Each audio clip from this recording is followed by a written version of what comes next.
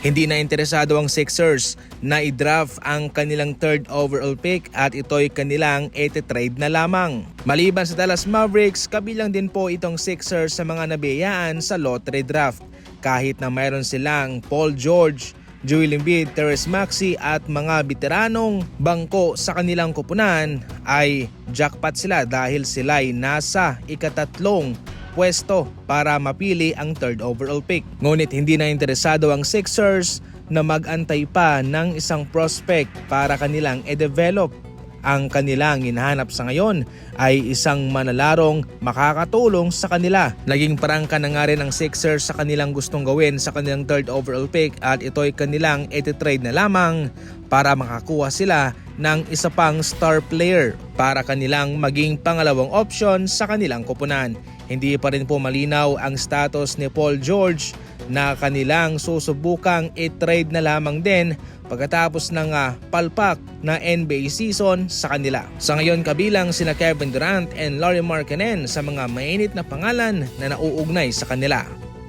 Sa ibang balita naman, sa ika-8 posisyon ay magkakaroon po ng bagong kampyonato ang NBA sa ngayon. Bagong team na makakasungkit ng NBA Championship. Ito'y pagkatapos na mabigo ang Boston Celtics na madepensahan ang kanilang titulo.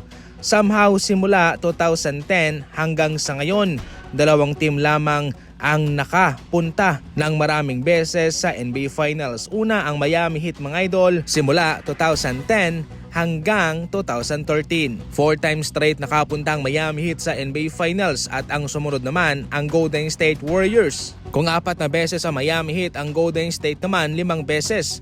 Bali nakapunta rin naman ang Cavaliers ng 4 na beses. Ngunit mas lamang ang Warriors sa kampyonato sa mga panahong iyon. Mayroong 3 kampyonato ang Golden State laban sa Cavs, samantalang ang Cavaliers isa lamang.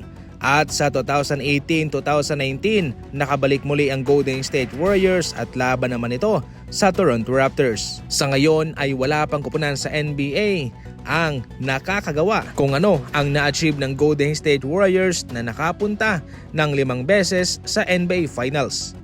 Game 1 pa lang ng OKC at ng Minnesota, marami na ang nakapansin na hindi pa rin talaga nagbabago itong si Shai Gilgeous-Alexander. Marami ang umaaray sa kanyang pagbibingwit ng foul na nakakasakit naman sa Minnesota sapagkat sila'y nahihirapan. Para kay Alexander, wala na siyang problema dyan sapagkat wala namang ginagawa ang NBA. Para sa kanya, gagawin niya po yan bilang advantage laban sa kanilang mga kalaban. Definitely ang NBA lang talaga o yung mga referee ang makakapigil dyan. Pero kung sakaling hindi talaga, patuloy pa rin yung gagawin ni SGA at siguradong mahihirapan naman dyan ang Minnesota.